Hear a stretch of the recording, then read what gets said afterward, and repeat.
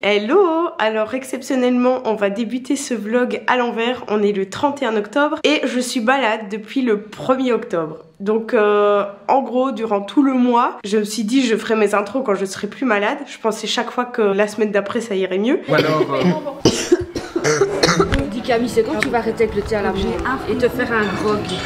Sauf que ça n'a pas été mieux. Mais du coup, j'ai fait aucune intro. J'ai plein de rush d'images, mais pas d'explications. Et en plus, il me manque 2 semaines. Il y a une semaine où j'étais en certif et il y a une semaine, j'ai fait un micmac dans mes fichiers et j'ai tout supprimé.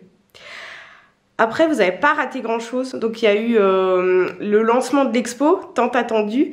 Et puis après, on a fait plein de réunions. D'abord pour gérer le lancement de l'expo, parce qu'une fois qu'on vous donne notre bébé et que vous l'avez dans les mains, vous nous faites plein de retours. Et donc nous, on réadapte un petit peu l'exposition. Et puis ensuite, on a mis un gros coup sur la prochaine exposition pour que, à la fin des 18 mois où reste l'exposition actuelle, on puisse lancer la prochaine. On va faire les présentations maintenant. Donc le vlog débute avec encore quelques jours de montage de la fameuse exposition Explorer l'invisible. Vous avez travaillé pendant le week-end ou quoi? Non, on est arrivé tôt ce matin.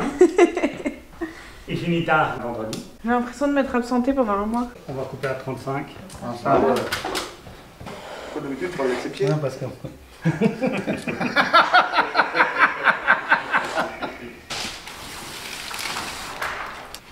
Normalement on est...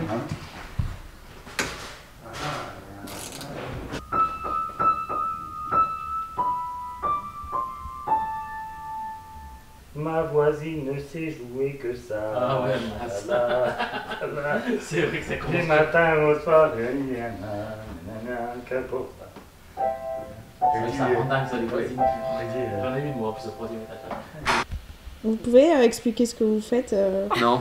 Ce qu'on fait Camille ne nécessite pas d'explication. Chacun verra ce qu'il veut. T'as déjà vu une ex sur MCM ou sur MTV? Bah voilà. Chacun verra ce qu'il veut bien y voir. Ça va vous deux? Oh, ça oui, regarde, nettoyer, balayer, astiquer, muser toujours papa. C'est le grand jour, on embarque pour l'espace. Vite, qui aura la meilleure place? Oh là là. Installés, ceinture bouclée, ils sont tous serrés, tout le monde est prêt? C'est parti! Mais, Burk, ça sent si mauvais, on peut plus respirer. 5, 4, 3, ouais, mais moi je 2, sais, hein. 1. Décollage! C'est pas une proute, c'est l'éléphant qui a mauvaise haleine, il a la gueule grande ouverte. C'est génial! Mais en fait, ta peinture, C'est une photo des hublots. On pourrait mettre du fluo, mais le fluo, même si tu fais les crêpes, tu vois déjà qu'il y a du bleu. C'est ton truc qui est vraiment invisible. C'est ouf, hein. Ouais. Ah putain. Bon, allez, c'est bon, on peut montrer quelque chose.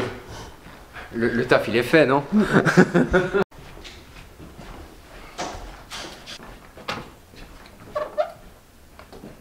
Voilà.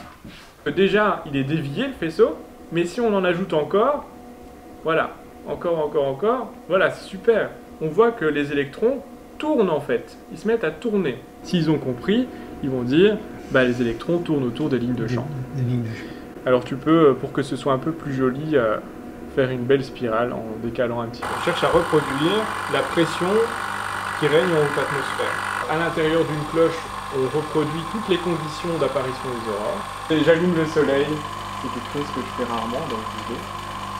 La pression n'est pas suffisamment basse pour que ce soit stabilisé. La petite sphère représente le soleil, la grande représente la Terre dans cette configuration-ci. Alors je peux inverser les polarités. Dans ces cas-là, eh bien, on a la petite sphère qui va devenir la Terre et la grosse qui va être le Soleil. Et là, ce qu'on observe, c'est des choses qui sont totalement différentes. La première salle va être très sombre. Et la salle qui est par ici, elle sera éclairée essentiellement en fluo. Et ici? A priori, ici... On baissera les stores pour vous. Ok. Ça avait été demandé. Ouais, si, je pense que c'est bien de... Pour découper la silhouette. Exact. J'ai pris note. Exactement. Vous devriez danser avec des photos. Non, je sais pas pour Pour pour s'inspirer. couper des têtes. Il y a de l'inspiration. Refais un peu, j'ai pas... Le mouvement? Ouais. Waouh. T'es engagé pour la nuit des musées. Merci. Ce qu'on peut essayer, c'est que Mathilde, toi tu commences d'en haut et Jules tu commences d'en bas et vous vous retrouvez là. Ouais.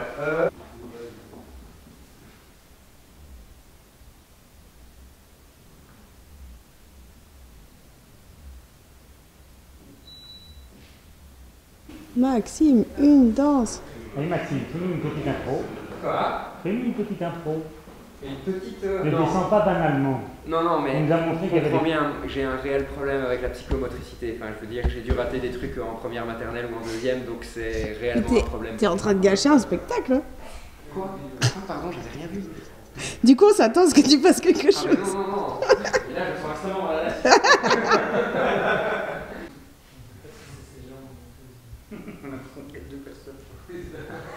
Non, par contre, ça je voulais pas.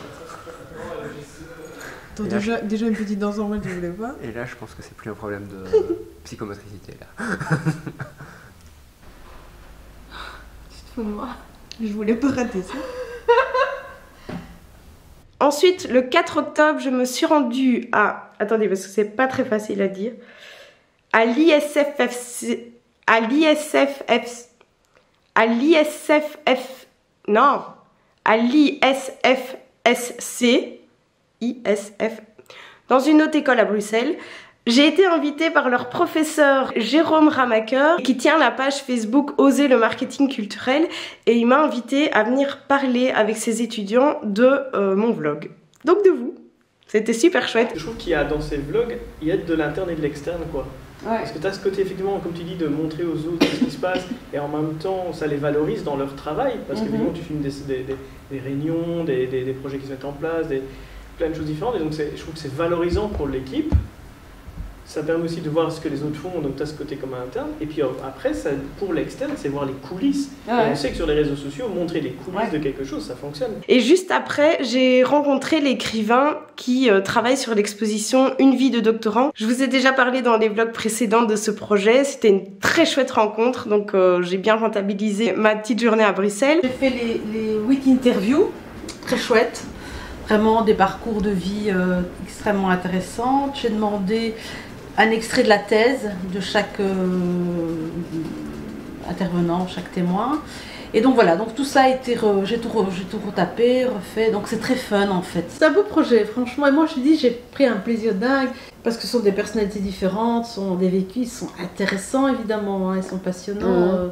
J'adore faire parler les gens, aussi c'est un peu mon métier de journaliste, hein, donc par exemple avec Wivid on a bien ri, parce que en fait ses parents voulaient absolument qu'elle fasse soit du droit, soit de la médecine. Pour Adrien, j'ai trouvé ça, la politique est une affaire de politesse. En fait, parce que tu sais, quand tu le vois, il est tellement chou, tu vois, il est tellement... Vraiment le genre idéal, tu vois. C'est tellement des univers différents, et à chaque fois, en fait, c'est leur force à tous. Ils arrivent à te prendre avec eux dans leur monde. Et puis t'as la tenture. Ouais, c'est une tenture temporaire. Ah, le pénis volant est mis. Le pénis volant. Volant maintenant? Bah oui. Lévitant alors, si tu veux. Hein? Ah, que t'es drôle! Voilà, sans mon doigt. Tu vois? Bah non, je vois pas, je sens ton doigt. Sans mon doigt, et là je retire mon... T'es sûr que c'est le bon trou? Ah.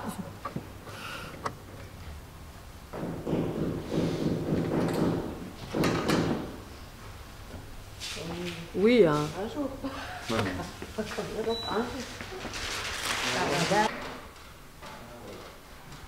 Merci. T'as pas encore tendu. C'est toi qui es tendu là. Non, je suis pas tendu. Je suis pas tendu du tout.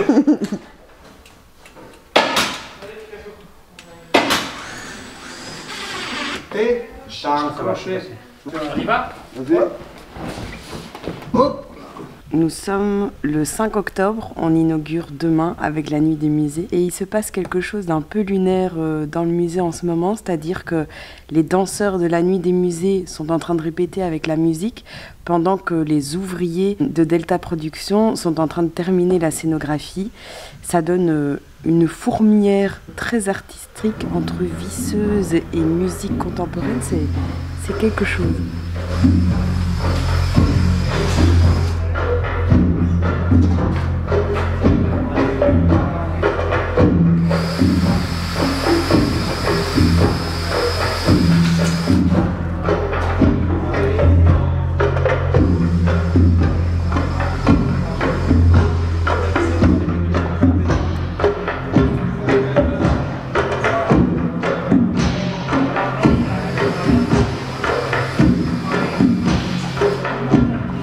là, dans cette partie-là, il y a un truc sympa d'exister aussi en bas.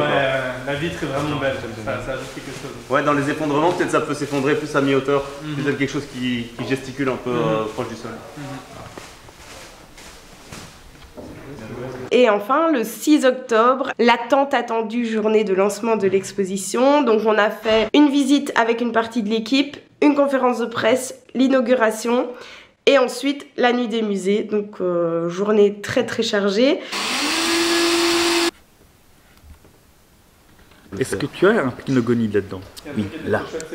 Tu as un pycnogonide ici qui est sur le dos. Ah, mais la tête est par là. Tu regardes comme ça là. Et tu en as un autre là, mais avec la tête qui vient vers nous. Le mouvement cosmique qui vient de l'espace est complètement invisible.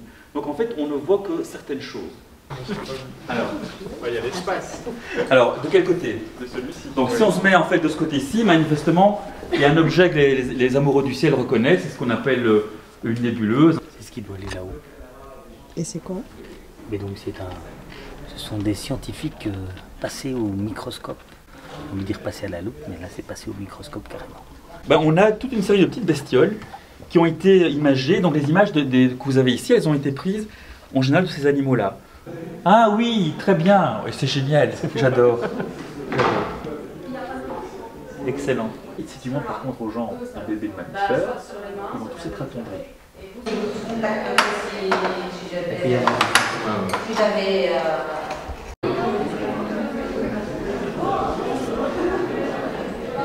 Je suis pas très loin. Je vous propose de vous installer où vous voulez dans le musée, que ce soit en haut ou en bas, et on va causer, nous, depuis l'escalier, là, dans la zone intermédiaire. Causons. L'aventure ne fait que commencer, et j'espère que tout comme nous, vous apprécierez de voir cet invisible qui mérite vraiment d'être vu. Belle découverte à toutes et à tous. Merci beaucoup.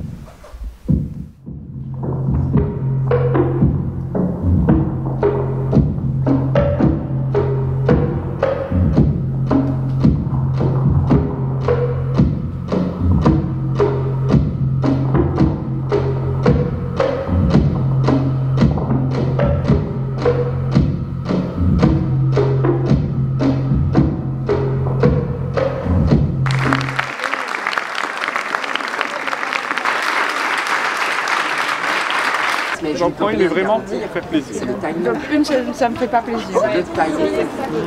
Deux. Pas de faire supplier pour manger. Tu vas être dans l'after-movie en train de vous gratter des frites au public. Merci. Merci à vous, passez une bonne soirée. Merci, vous aussi. Je quitte l'aventure, tant pis pour l'argent. Je prends mon bâton de Zimini, tu sais. Je pars. J'ai raté l'épreuve de poteau. Mais qu'est-ce que tu voulais nous dire là-bas? Non, là je voulais te dire que j'ai fait entrer un petit groupe dans la bibliothèque. Vous allez quitter la black box, vous allez aller dans ce qu'on appelle le labyrinthe. Le labyrinthe, on a mélangé toutes les disciplines, toutes les techniques, un peu de tout, on les a souvent regroupés par ambiance, image.